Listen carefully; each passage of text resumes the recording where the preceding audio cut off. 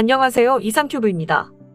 축거정 대만 국방부 장관은 대만 의회에서 잠수함 건조는 중국의 방해에도 불구하고 순조롭게 진행되고 있다고 밝혔지만 대만산 잠수함에 사용할 예정인 대열의 디코이를 도입하는데 어려움을 겪고 있는 것으로 밝혀졌습니다. 대만의 국방부 장관은 지난 22일에 대만의 입법원 회의에 참석한 자리에서 대만산 잠수함 건조는 대규모 프로젝트임에도 불구하고 순조롭게 진행되고 있으며 이 프로젝트의 성공을 원치 않는 사람들의 방해는 대만군이 알아서 대처하고 있다고 밝혔습니다. 터키에서 도입하려는 잠수함용 대열의 디코이에 대해 축거정 장관은 약간의 장애가 있다고 인정했지만 대만군이 문제에 대처하고 있다고 말한 것입니다. 아마도 대만이 입수하려는 것은 터키의 방산업체인 아셀산사가 잠수함용으로 개발한 소프트킬과 하드킬로 구성된 대열의용 방어체계인 자르가나로 추정되며 터키산 디코이는 터키 해군뿐만 아니라 파키스탄 해군과 인도네시아 해군도 채택하고 있어 대만도 이를 자국의 잠수함으로 채택하고 싶어 할 것입니다. 특히 인도네시아에는 우리나라가 인도네시아에 수출한 209급 잠수함에 터키산 무기가 장착되어 있습니다.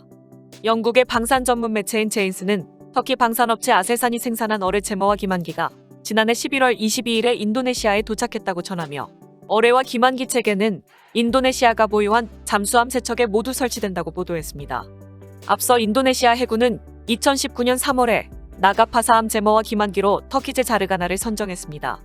제머는 적의 음향유도 어뢰에 강력한 소음을 발사해 어뢰를 무력화하는 장비이고 기만기는 적이 노리는 잠수함과 비슷한 소음을 담은 음향체를 발사해 잠수함이 아닌 디코이로 어뢰를 유도하는 장치입니다.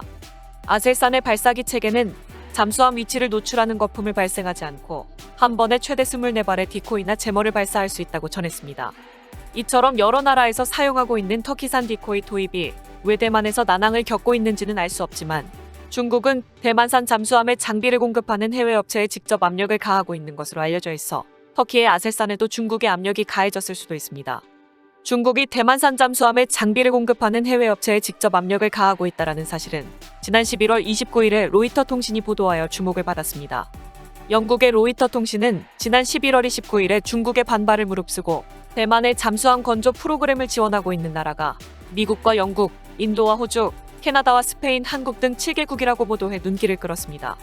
대만 해군의 잠수함 전력은 1980년대 네덜란드 지바르디스급 잠수함을 기반으로 건조된 해룡급 잠수함 2척과 2차 대전 중 미국에서 건조한 텐치급 잠수함 2척을 합쳐 모두 4척으로 구성됐으며 이들 잠수함은 시대에 뒤떨어져 여러 차례 후계함 조달을 추진했으나 중국의 압력으로 인해 무산된 바 있습니다.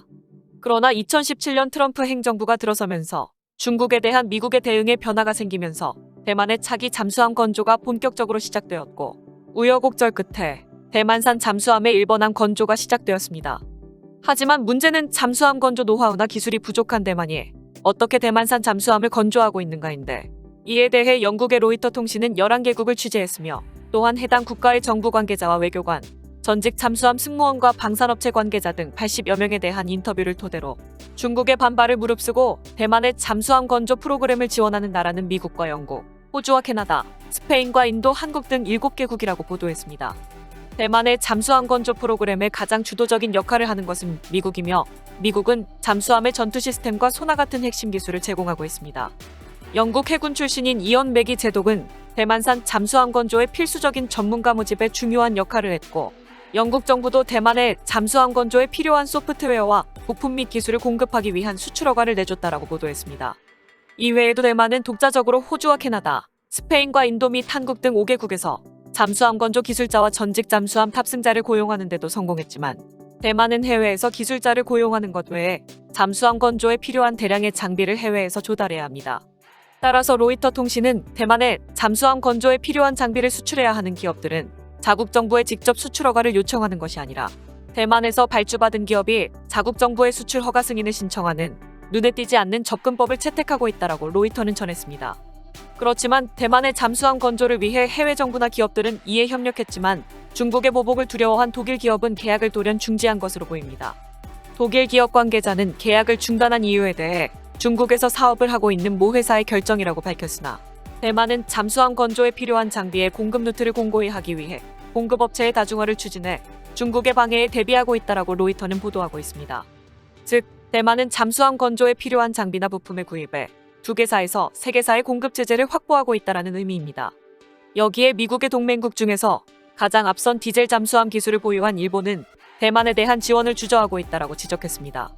일본 방위성 관계자는 로이터와의 인터뷰에서 대만의 잠수함 건조 지원 아이디어는 비공식 논의됐지만 중국의 반발이 두려워 중단됐다고 밝혔고, 전 해상자위대 소속이었던 가오다 씨는 일본이 대만 지원을 주저한 이유는 중국을 화나게 할 경우 경제적 영향을 우려하기 때문이며, 중국에서의 비즈니스를 잃을 뻔한 일본 기업들의 로비는 매우 강력하다고 말해 중국의 압력이 있었다는 것을 우회적으로 내비쳤습니다. 대만의 언론들도 대만이 일본에게 잠수함용 리튬 배터리 판매를 요청했지만 일본이 리튬 배터리의 판매를 거절했다라고 보도했습니다. 일본이 리튬 배터리의 판매를 거절하자 현재 대만은 리튬 배터리를 독자적으로 개발하고 있습니다.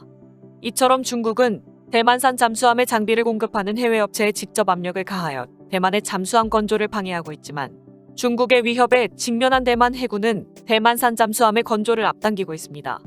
대만은 외국 기술자들의 도움으로 2025년까지 잠수함을 취역시킬 예정이었지만 중국과의 긴장 상황이 지속되고 중국에 대해 잠수함 전력의 열세를 보이고 있어 대만은 잠수함의 건조를 앞당기고 있다고 대만의 언론들은 전하고 있습니다. 대만 언론에 따르면 대만 해군은 당초 2025년 취역할 예정인 잠수함의 진수 시기를 2024년 상반기로 앞당기기로 결정했다라고 보도했습니다.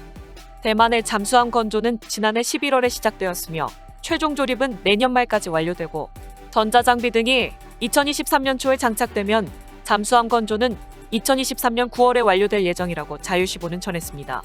잠수함은 이후 몇 달간 시험을 거쳐 2024년에 공식으로 인도된다고 자유시보는 덧붙였습니다. 대만과 관련된 소식을 하나 더 전해드리겠습니다.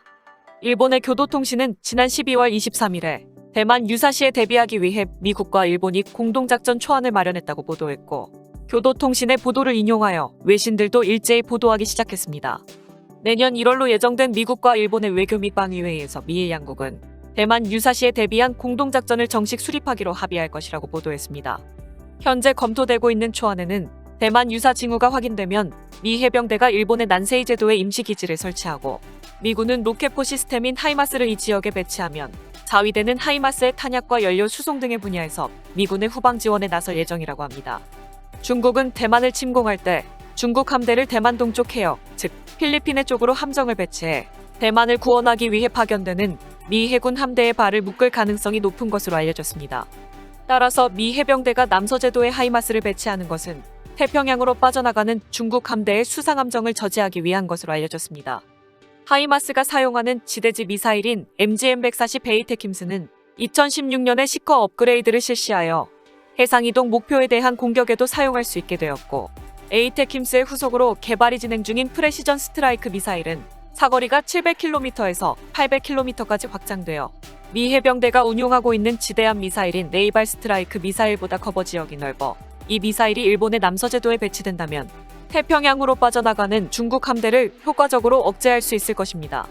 다만 일본 정부 관계자는 만약 대만 유사시 난세이 제도에 미 해병대가 투입되면 중국군의 공격 대상이 될 것이기 때문에 난세이 제도의 주민들도 생명의 위협을 받게 된다며, 이 같은 계획을 실행에 옮기려면 일본 내에서의 법 개정이 필요하다고 교도통신은 밝혔습니다.